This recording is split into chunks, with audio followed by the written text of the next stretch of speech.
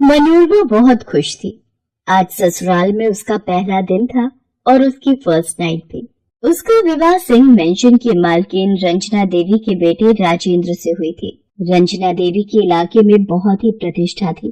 कई एकड़ जमीन और चीनी की एक फैक्ट्री उनके नाम पर थी।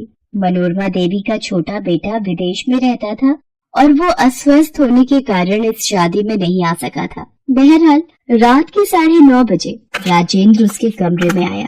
उसके पैरों की आहट से उसके दिल की धड़कन बढ़ गई। जैसे जैसे राजेंद्र उसके पास आता गया, उसके दिल की धड़कन इतनी बढ़ गई कि वो साफ साफ सुनाई दे रही थी। राजेंद्र उसके पास आया और चुपचाप उसके बगल में बैठ गया और सकुचाते हुए बोला, जी आप यहीं पर सोएंगी क्या? राजेंद्र की बात मनोरमा को बहुत अटपटी लगी। वो मन ही मन सोचने लगी कि ये कैसा सवाल है। उसे ये भी लगा कि राजेंद्र जब उससे बातें कर रहा है तो उसकी आंखें बोझिल हो रही हैं और उसकी आंखें लाल भी हैं। उसे लगा कि शायद शादी ब्याह की थकान के कारण ऐसा हो रहा है। फिर भी उसने हिम्मत करके कहा, अब मैं आपकी पत्नी हूँ तो आपके साथ ही सोऊंगी ना।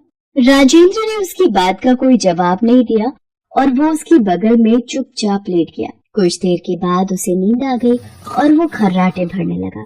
मनोरमा को राजेंद्र का ये व्यवहार फिर से बहुत ही अटपटा लगा, लेकिन वो क्या करती, वो भी सो गई।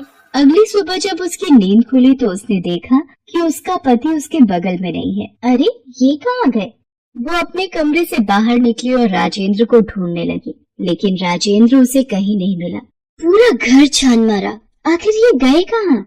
तभी उसकी सास रंजना देवी की गुस्से भरी आवाज उसके कानों में पड़ी, बहू बहू, अरे कब तक सोती रहोगी? बेचारी मनोरमा चुपचाप भागी भागी अपनी सास के पास आई। जी माँ जी, दिन चढ़ आया है और तुम सो रही हो, तुम्हें जरा भी शर्म नहीं है? नई बहू के ऐसे लक्षण तो नहीं होते। जी मैं तो बहुत देर पहले जाग गई थी, वो मुझे राजेंद्र कहीं दिखाई नहीं दे रहे थे तो उन्हें ढूंढ रही थी। राजेंद्र कोई छोटा बच्चा है क्या जो वो खो गया और तुम उसे ढूंढ रही थी? यहाँ पूरे घर का काम पड़ा हुआ है, जाओ जाकर उसे खत्म करो।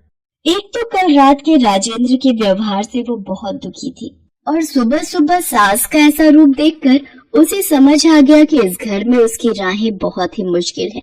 बहरहाल उसने सारा काम खत्म किया और राजेंद्र का इंतजार करने लगी, लेकिन वो रात होने के बाद ही घर आया और आज भी जब वो आया तो उसकी आंखें वैसी ही उनीदी और लाल थी। वो उसके बगल में बैठा तो जरूर, लेकिन आज तो उसे बिना टोके ही नींद की आगोश में चला गया। मनोरमा को 6 महीने से अधिक हो गए थे इस घर में आए हुए, लेकिन राजेंद्र ने उससे एक दिन भी प्यार भरी बातें नहीं की थी। वो उसके पास रात को आता और सिर्फ उसके बगल में सो जाता।